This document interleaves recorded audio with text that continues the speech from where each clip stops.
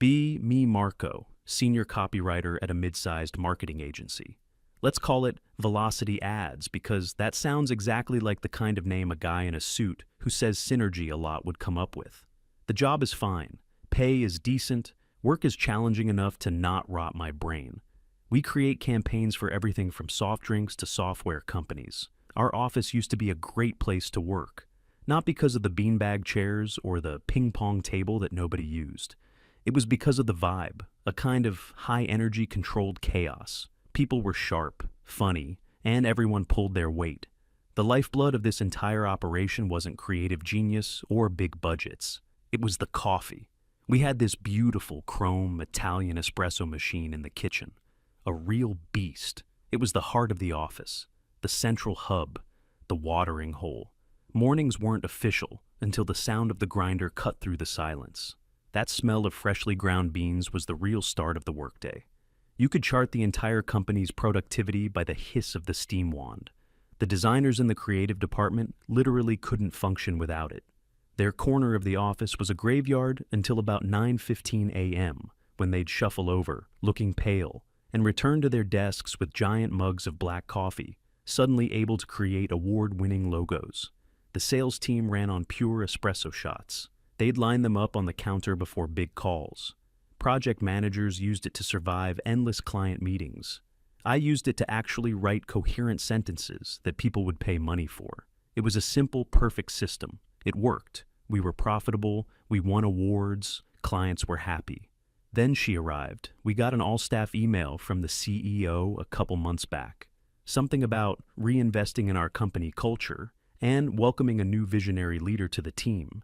It announced our new head of people and culture, not HR. That term was apparently outdated. It was people and culture now.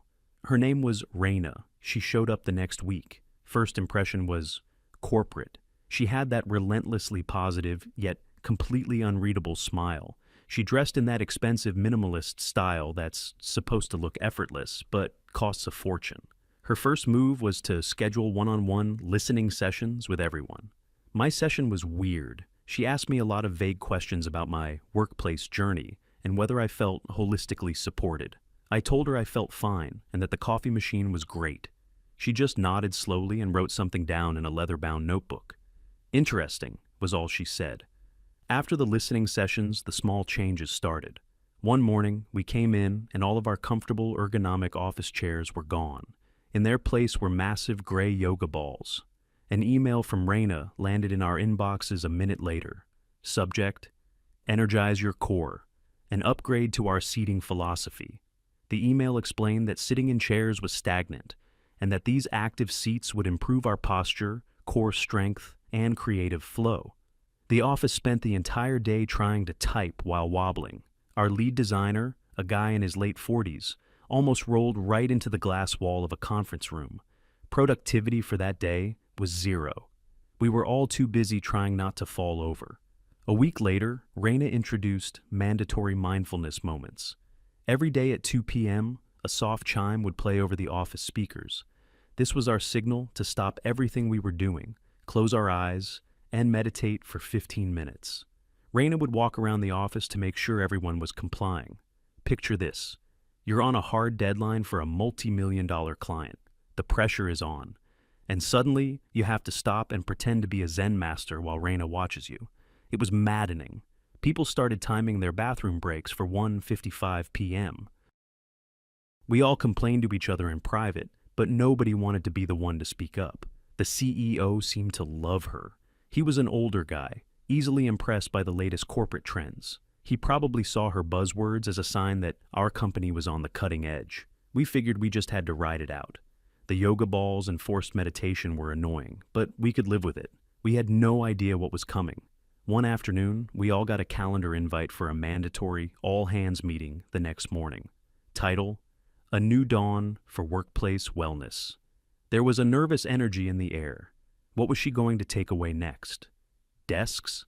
The next morning, we all filed into the main conference room. Raina stood at the front, next to a large screen, beaming that same plastic smile. The CEO was noticeably absent. He was probably off on a business trip, having given her his full blessing to do whatever this was. She started the meeting by talking about her vision for a more equitable and harmonious workplace. She said she had identified a key source of workplace toxicity and aggressive energy that was holding us back. We were all looking around, confused. Was she going to fire someone? Then she clicked a button, and an image appeared on the screen behind her. It was a stock photo of a cup of coffee. A massive red X was superimposed over it. A confused silence fell over the room. Raina began her speech. She explained that coffee, as a substance, was the engine of toxic productivity culture. She said it encouraged employees to push past their natural limits, leading to burnout. Okay, weird, but maybe there's a sliver of logic in there somewhere. But then she went further. She said coffee was, and I quote, the embodiment of aggressive masculine energy. A few people coughed to stifle a laugh. She shot them a glare. She went on, claiming that the ritual of coffee drinking was a patriarchal construct designed to reward brute force work over intuitive and collaborative creation. My jaw was on the floor. I looked around the room. Everyone had the same expression of complete disbelief. The designers looked like they'd just seen a ghost. She wasn't done. A new slide popped up. The way forward, mindful hydration. She announced that, effective immediately, all coffee and coffee-making equipment would be removed from the office. Any coffee brought in from outside would be respectfully confiscated. In its place, she was introducing a wellness hydration station. This station would feature a curated selection of herbal teas and filtered water infused with cucumber and lemon. She highlighted the benefits of chamomile for calmness and peppermint for focus. She ended her presentation with a flourish. I invite you all to embrace this positive change as we detoxify our workspace and our bodies. Let's build a culture of genuine, sustainable energy, not one propped up by an artificial masculine stimulant. The meeting ended. Nobody clapped. We all just sort of shuffled out of the room in a state of shock. The first stop for everyone was the kitchen, and there it was. Our beautiful, glorious espresso machine was gone. The bags of premium beans were gone. The grinders, the milk frothers, all of it, vanished. In its place was a collection of glass pitchers with sad-looking vegetables floating in them, and a sad little carousel of tea bags. The flavors were things like lavender serenity and sleepy time bliss. It was 9:30 a.m. on a Wednesday. Nobody wanted sleepy time bliss. The mood in the office that day was apocalyptic. It was dead silent. No banter, no music, just the quiet tapping of keyboards. People were walking around like zombies, clutching mugs of hot water that smelled faintly of grass. The creative department just stared blankly at their screens. I tried to write copy for a new ad campaign. The words wouldn't come. My brain felt like it was wading through mud. Around 11 a.m., I saw our lead programmer walking out the front door. He just said, "I'm going to the dentist," without making eye contact with anyone. He came back 20 minutes later with a large unmarked cup and a renewed sense of purpose. He was the first rebel. The next day was even worse. The collective headache in the office was a physical presence. We had a big brainstorming session scheduled for a new client, a major one. Ironically, it was for a new brand of energy drink. The client's name was Apex Fuel. Normally, these sessions were loud, exciting, and full of great ideas. We'd fill up whiteboards with slogans, concepts, and campaign strategies. This time, we all just sat around a table in silence, sipping on peppermint tea. The project manager tried to get things started. "Okay, team, Apex Fuel, let's hit the ground running. What have we got?" Absolute silence. After a solid minute, one of the junior designers meekly spoke up. His idea for a slogan was, "Apex Fuel, it's a drink." That was the high point of the meeting. It went downhill from there. We wasted an hour and came up with nothing. Literally nothing of value. The whole company was grinding to a halt. Deadlines started to slip. Small mistakes were being made on big accounts. The energy that defined our agency was just gone. Raina, however, was ecstatic. She'd send out emails praising the newfound calm in the office. She claimed that the ambient stress levels have plummeted and that we were all benefiting from a more mindful and intentional workflow. She was living in a different reality. The breaking point for me, personally, came about a week into this caffeine-free nightmare. I was heading to the kitchen to get another depressing cup of hot water. As I walked past Raina's office, which had a large glass wall, I noticed her door was slightly ajar. She was on the phone, laughing about something, and she was drinking something. It wasn't cucumber water, it wasn't lavender tea. It was a vibrant milky green beverage in a fancy glass from a trendy cafe down the street. I knew that cafe. They were famous for their high-end, extremely expensive matcha lattes. Matcha, for those who don't know, is packed with caffeine, often more than a shot of espresso. I slowed down, pretending to look at my phone, trying to hear what she was saying. I caught a snippet of her conversation. No, it's completely different, she was saying into her phone. Matcha has a supportive, creative, feminine energy. It's not aggressive like coffee. It's about centered focus, not brute force. I froze. The hypocrisy was breathtaking. She had banned the one thing that kept the entire company functional, calling it a toxic male drink. And here she was, in her glass office, secretly sipping on an overpriced, ultra-caffeinated alternative while preaching about detoxification. She wasn't a wellness guru. She was a hypocrite and a tyrant. I walked back to my desk, my blood boiling. I immediately messaged two of my most trusted colleagues in the creative department, a designer named Dave and a strategist named Chloe. I told them what I saw and what I heard. Their reactions were instant. Fury. This wasn't about wellness anymore. This was about control. We knew then and there that something had to be done. But we didn't know what. We couldn't go to the CEO. He was completely under her spell. Complaining directly to Raina would just get us labeled as resistant to change or not team players. We felt trapped. The atmosphere in the office continued to deteriorate. A quiet rebellion started. People began smuggling in coffee like it was contraband. Thermoses hidden in backpacks. Instant coffee packets passed under desks like secret notes. People would make elaborate excuses to leave the office for 20 minutes, returning with the telltale smell of coffee on their breath, which they'd try to cover up with mints. It felt absurd. We were highly paid professionals, and we were being forced to act like high school kids hiding from a teacher. Raina seemed to notice the slight uptick in alertness. She started doing random walkabouts, peering over people's shoulders, sniffing the air suspiciously. She sent out a memo reminding everyone of the beverage policy and hinted at consequences for those who didn't respect the community's wellness journey. The paranoia was insane. Meanwhile, the deadline for the Apex Fuel presentation was creeping closer. This was a huge potential client. Landing them would be a massive win for the agency. Losing them would be a disaster. And the work we were producing was terrible. Our concepts were bland. The copy was uninspired. The designs were generic. We were all running on fumes, and it showed. We held review meetings where we would just stare at the subpar work on the screen, and nobody would have any suggestions for how to fix it. The creative well was completely dry. We all knew why. We were being starved of the fuel that our brains ran on, but we couldn't say it. We had a check-in meeting with Raina about the project's progress. We showed her the weak concepts we had. She didn't seem to notice the lack of quality. Instead, she praised our calm and considered approach and said she was thrilled to see a creative process not fueled by frantic caffeine-induced panic. She genuinely believed her own nonsense. She thought the lack of energy was a sign of a healthier process, not a sign of a dying company. The presentation was scheduled for the end of the week. It was a video call with the Apex Fuel executive team, and, crucially, our own CEO would be on the call. This was it, our one shot. The night before the presentation, a few of us stayed late, trying desperately to polish a turd.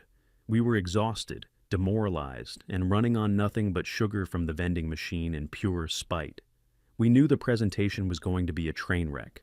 Part of me, a dark part, was almost looking forward to it. This was Raina's grand experiment, and we were all about to watch it blow up on the launch pad. The whole company's fate and her job was riding on this one call, and we were walking into it with nothing but a handful of bad ideas and a crippling caffeine withdrawal headache. The morning of the presentation arrived. I woke up with a sense of impending doom, the kind you get before a final exam you haven't studied for. The office was even quieter than usual, which I didn't think was possible. It felt like a morgue. People were at their desks, but nobody was really working, just staring, waiting for the axe to fall.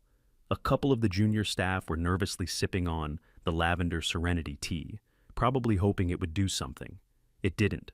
They just looked tired and smelled faintly of potpourri. Our team, the one responsible for the presentation, gathered in the main conference room about 15 minutes before the call. Nobody spoke. We just looked at each other with the hollow eyes of defeated soldiers. Our project lead put the presentation up on the big screen and did one last, pointless click-through.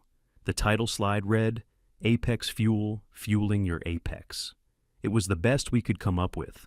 The visuals were stock photos of people smiling vaguely while jogging. The copy points were a collection of meaningless corporate buzzwords. Synergize your potential. Actualize your peak. It looked like a project made by an AI that had been fed a diet of LinkedIn posts and sedative pills. Just before the call was scheduled to start, the door opened and the CEO walked in. He looked fresh, tan from his business trip, and optimistic. He had no idea what he was about to witness. He gave us a big, confident smile. "All right, team, let's knock this out of the park. I hear great things about this campaign." I wondered who he'd been hearing those great things from. It must have been Reina. He sat down at the head of the table as the video call connected. On the screen, 3 faces appeared. They were the executive team from Apex Fuel. They all looked sharp, serious, and like they didn't have time for nonsense. Our project lead cleared his throat and began. His voice was flat, devoid of any energy or passion. He sounded like he was reading a grocery list. He clicked through the first few slides, talking about brand identity and market penetration. I watched the faces of the clients on the screen. They were completely blank, stone-faced, not a flicker of interest. I glanced at our CEO. His confident smile was gone. It had been replaced by a tight, strained line. He was starting to realize something was very wrong. We got to the core concepts, the big reveal. Concept 1's slogan was, "Apex Fuel, the taste of achievement."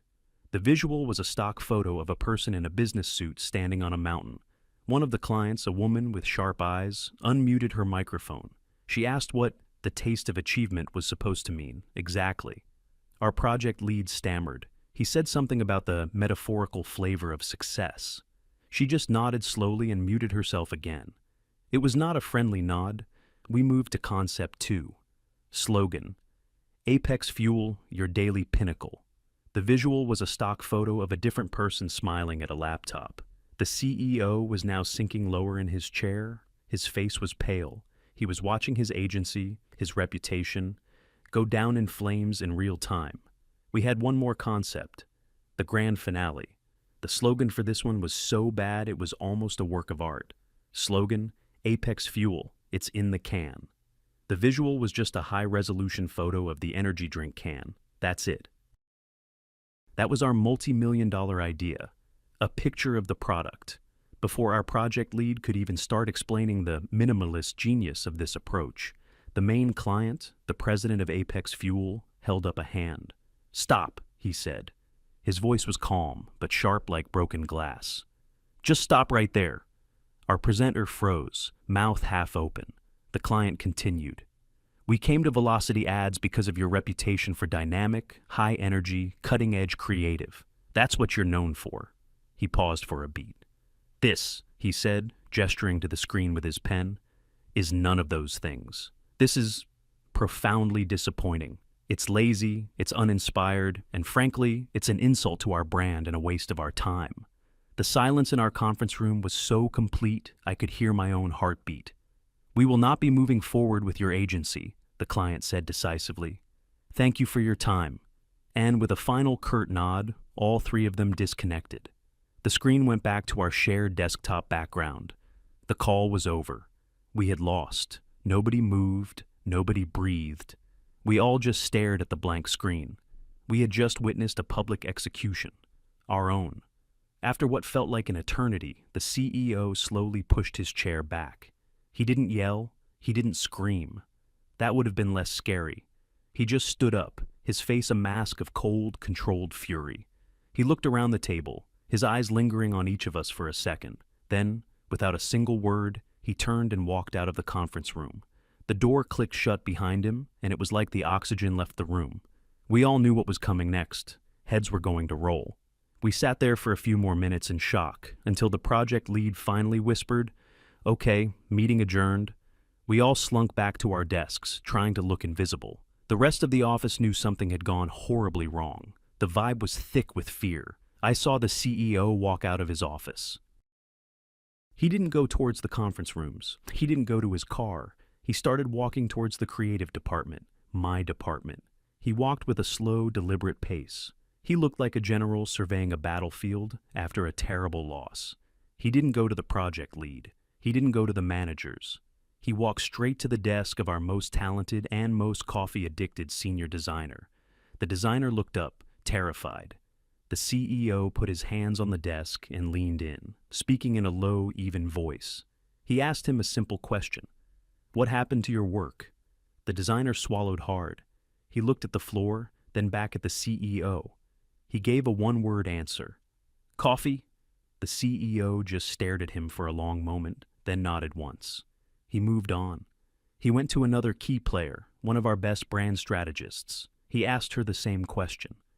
"Why was that presentation so weak?" She looked exhausted. She told him we were all running on empty, that there was no energy, no spark, that the ideas just weren't there anymore. She said it all started when they took the coffee machine away. He was connecting the dots. Finally, he came to my desk. He looked me dead in the eye. "Marco, you've been here a long time. You don't sugarcoat things. Tell me what the hell is going on." So I told him. I told him everything. The announcement, the masculine energy speech, the removal of the machine, the yoga balls, the forced meditation, the zombie-like state of the office, the plummeting morale and productivity, the secret coffee runs. And then I told him about Reina. I told him about her in her glass office, drinking her ultra-caffeinated $5 matcha latte while the rest of us were trying to function on chamomile. I told him I heard her call it a drink with feminine energy.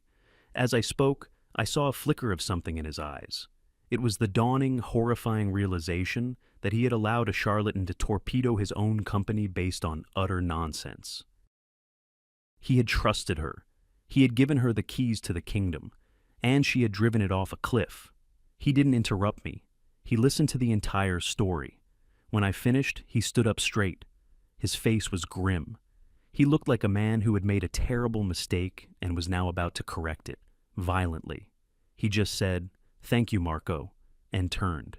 He walked with a new sense of purpose. He strode directly towards Reina's office. He didn't knock. He just opened the door and walked in. He closed the door behind him, but because her office was all glass, the entire company had a front row seat for what was about to happen. We couldn't hear, but we could see. Reina looked up, surprised, that big fake smile on her face.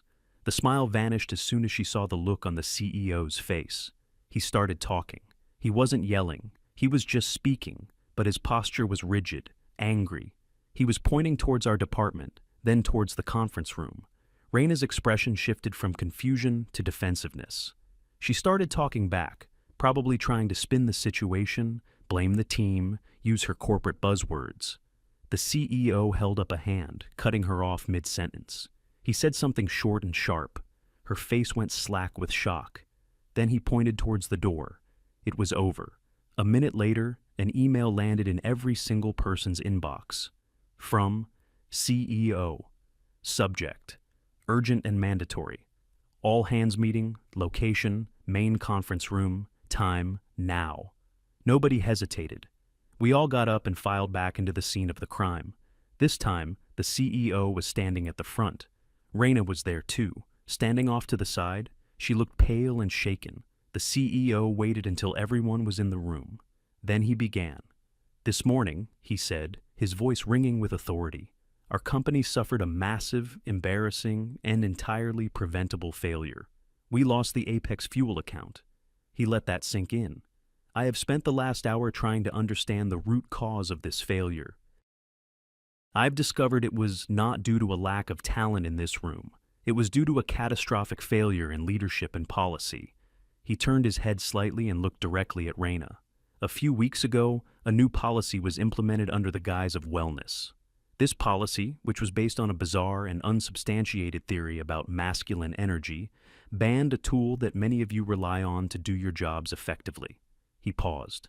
"This policy directly resulted in a 70% drop in creative output, multiple missed deadlines, and ultimately, the loss of a $3 million piece of business. The room was dead silent. He had done the math. This was not a wellness initiative. It was an ideological experiment, and this company was the lab rat. An experiment that cost us dearly. He looked back at all of us. That experiment is now over. Then he turned back to Raina, his voice dropping to an icy calm. Raina, your employment with Velocity Ads is terminated, effective immediately. Your personal beliefs are not compatible with the financial reality of this business. Security will escort you from the building.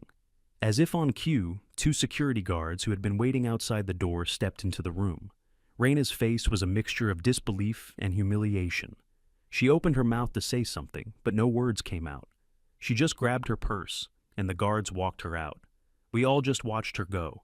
It was a surreal moment of pure, unadulterated karma. After she was gone, the CEO addressed us one last time. I apologize, he said, and he sounded like he meant it. I allowed this to happen. I failed to listen to my team and instead listened to buzzwords. It will not happen again. Now, everyone, go back to your desks. Tomorrow will be a better day. And that was it. The next morning, we all came into the office, not sure what to expect. The first thing that hit us was the smell, that beautiful, rich, life-affirming smell of freshly brewed coffee. We all walked towards the kitchen, and there it was. Where the sad hydration station had been, there now stood a brand new, top-of-the-line, commercial-grade Italian espresso machine. It was even bigger and shinier than our old one. Next to it were giant, industrial-sized bags of premium coffee beans, milk, sugar, everything. And standing beside the new machine, wearing an apron, was the CEO. He was dialing in the grinder, tamping espresso, pulling the first shot himself. He didn't say a word. He just pulled a perfect shot of espresso, poured it into a small cup, and handed it to our lead designer.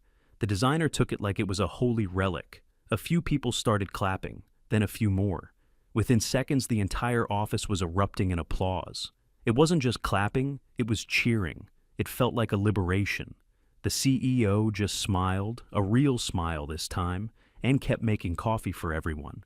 The energy in the office that day was electric. The buzz was back, louder than ever. The ideas started flowing, people were laughing again, and the work we produced in that one day was better than anything we'd done in the past month. We never heard from Raina again. We learned a valuable lesson. It was never really about the coffee. It was about the difference between a leader who trusts their people and a manager who tries to control them with ideology. It was about the victory of common sense over corporate nonsense. And that lesson, as it turned out, smelled a lot like a double espresso.